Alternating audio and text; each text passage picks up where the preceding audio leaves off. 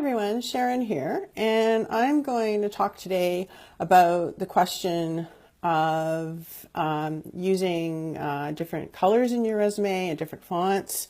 Is it okay to do, and is there a maximum number? So there are two audiences that look at your resume, and the considerations are a little bit different for each of these audiences. There's the computers that store your resume and screen it for keywords. That's the first audience. And the second one is humans. So let's look at the computer side of things first. The software that screens your resume is called an applicant tracking system.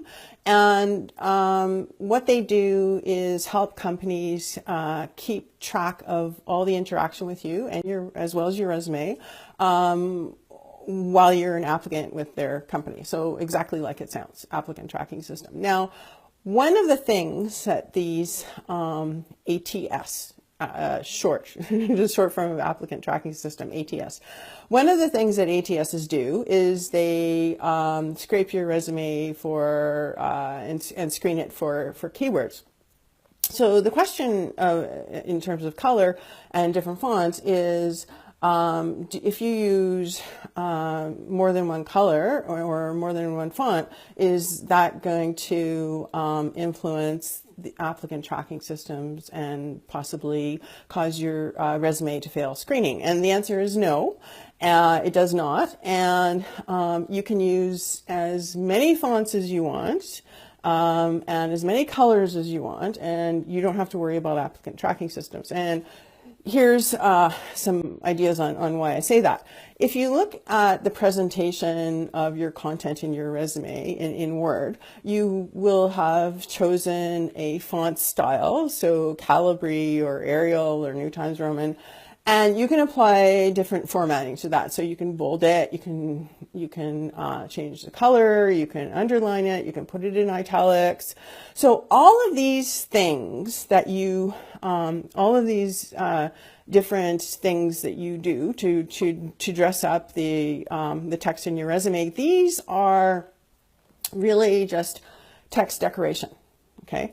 And applicant tracking systems are not interested in text decoration. They're interested in the bare bones text, the naked text. So they actually just strip all that stuff away and they look right under all that text decoration, and they just look at the actual, just at the words and the phrases that they're looking for. It's very similar. It looks very similar, excuse me, to the way the content in your LinkedIn profile looks. So just straight text, no formatting. So that's the answer for applicant tracking systems. Any number of font styles, any number of colors, and any number of any other type of text decoration. It won't cause your resume to fail screening for keywords. Now, the other side of this story is humans, right? So the text decoration and all the fancy formatting, that's for humans. And I'm sure that you've heard the idea that your resume has 6 seconds to make an impression. Well, it might be 6 seconds, or it might be 10 seconds, or it might be 30 seconds. I don't know the exact number, but what I take from this is that when people read through a stack of resumes, they're skimmers. And so what you want your resume to do is to convert a skimmer into a reader. And what color does, if you apply it skillfully, underline skillfully, is that it allows you to bring different things forward at the same time. Right? So that this skimmer can absorb more of your story at the same time. That's why I use color. But the thing that you should keep in mind when you use color is not more than you don't use more than you have to. So less is more, right? So as you progress in your career and